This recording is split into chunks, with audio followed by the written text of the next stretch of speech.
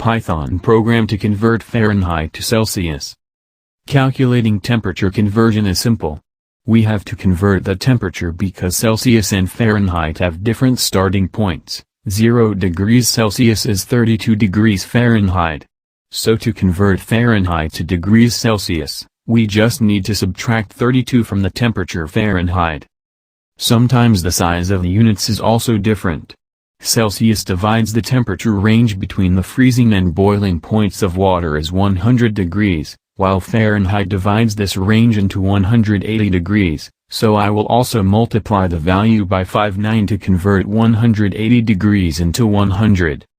So this is how we can convert temperatures with Python programming language. I hope you liked this article on how to write a program for converting Fahrenheit to Celsius with Python. Please let me know your valuable feedback on the video by means of comments. Please like and share the video. Do not forget to subscribe to my channel for more educational videos.